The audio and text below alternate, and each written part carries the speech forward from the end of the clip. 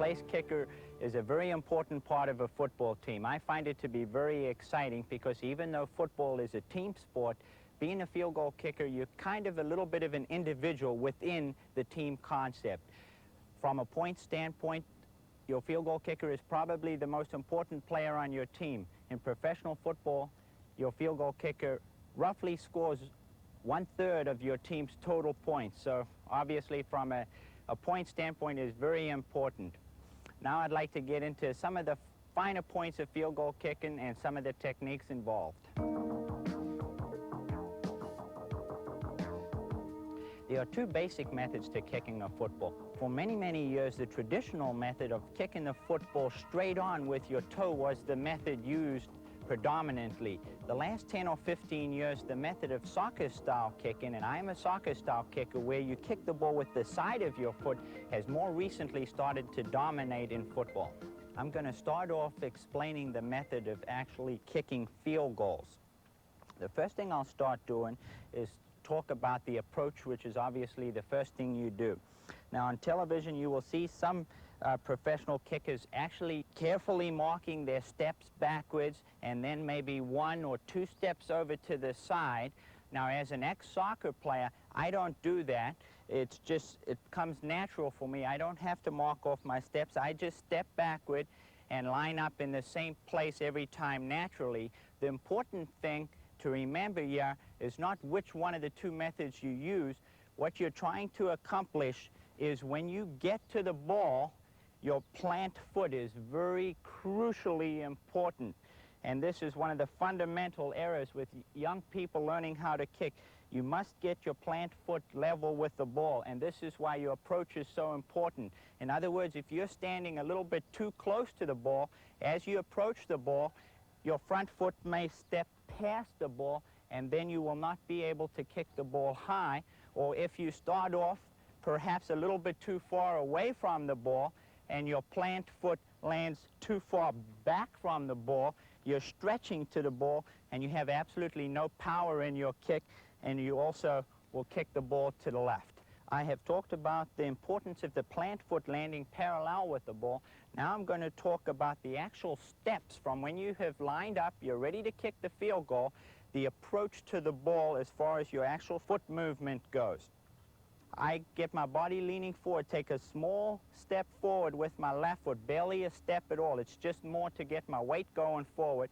Take 1 step with my right foot. My second step is my last and final plant foot right next to the ball, and then I kick the ball. There are 2 guys on our football team that I spend an awful lot of time with. They are the snapper and the holder, and my job depends on these 2 guys. So that is why we have to spend an awful lot of time working on this every day, practicing on the timing aspect of this.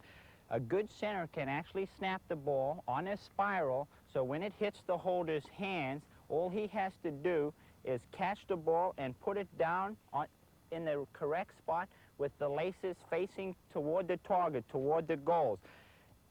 That is much better than if the laces are over on the side, or especially facing backwards, because if I have to kick the laces, you cannot kick the ball nearly as far. So if a center works and snaps the ball on the right amount of rotations, obviously in a game situation this doesn't always work like this, and this is the importance of a real good holder who can make a little adjustment. Yeah, when he catches the ball with the laces on the side, he has to real quickly catch the ball, put the ball down, and spin it with his hands so that the laces are facing the goalpost, and he does this all very, very quickly. I start off by giving my holder an exact spot on the football field where I want him to put the ball. Once I give my holder this specific position on the ground, I step back and I'm ready to kick the ball, and I actually move into the ball before he catches it, or right about when he's going to catch the ball.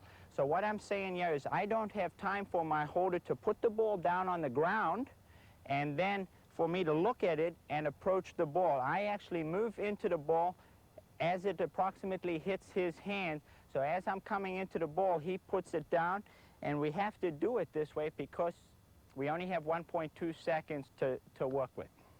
I'm going to discuss now the absolute most important thing in kicking a football, and that is the contact that you make on the football. I've talked about the approach into the ball, and this is where I try to teach young fellas, and this is where the biggest mistakes come in. There are really two mistakes that you can make. The first one is if you kick a little too low on the ball, and that usually happens if you kick the ball out on your toe a little too far.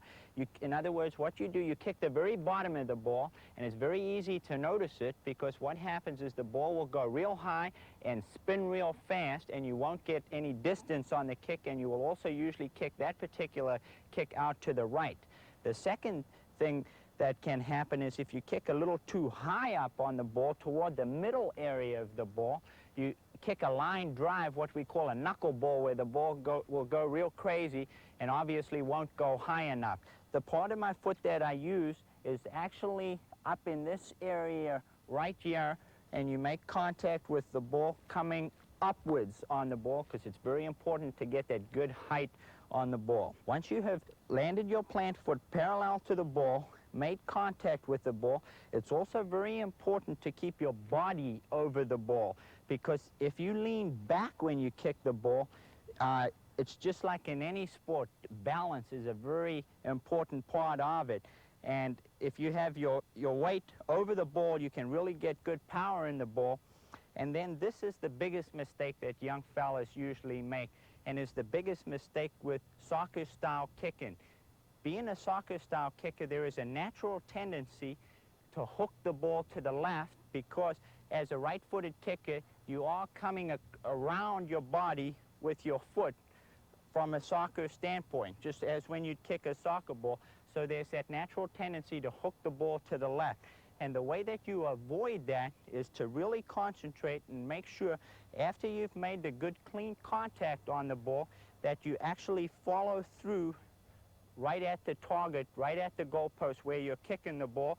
You don't want to kick the ball and open your body at the ball, because when you do this, when your chest is open, there is only one place that your right foot can go, and that's there around, and you will hook the ball every single time. So it's very important when you plant to stay down with your weight over the ball and to kick through right at your target and follow straight through. I have covered the basic technique involved in kicking field goals. Now, the other important thing that I do as a place kicker is the kickoff aspect. The basic fundamentals are very similar. The approach to the ball and the step and the contact and the follow through and so forth. The only difference being now, you don't have the timing, the 1.2 seconds anymore. There's no rush involved in the kickoff, so you can take as long an approach as you would like to the ball. The important thing in the approach is not how far you run to the ball. You have to be able to use that run-up to generate the power that you have from the speed that you have from this long run-up into the contact of the ball. So what you have to be able to do is find a position that's comfortable for you, so that when you approach the ball, you have a nice even rhythm, and you don't have to stutter step, so that you can just stay smooth, and you should be able to transfer the speed that you have from this longer run-up into more momentum, and you should be able to kick the ball further on a kickoff than on a field goal. I have a very basic drill that I feel will really be able to help you in kicking field goals. This drill is something that I use a couple dozen times every Sunday afternoon in a game situation on the sidelines when I'm not in the game. What I do is just pick an imaginary point on the grass or on the AstroTurf, and I just back off and actually just go through my entire motion. And I'm concentrating on keep all the things I've talked about, keeping my head down, my plant foot next to the ball. And what this does, this is something you can do at home in front of a mirror. It's very important, because what it does, if you do this dozens and dozens of times, and maybe hundreds of times, kicking then becomes a natural thing to you. And when you're out in a game situation, you don't have to be lined up, kicking a field goal, and have a lot of things going through your mind. What part of your foot you're going to kick the ball with. When you practice this motion, this drill that I've talked about, just kicking, pretending to kick the ball, it just becomes natural after doing it so many times. You line up and you just go ahead and do the same thing you've been practicing in front of the mirror, and should work great.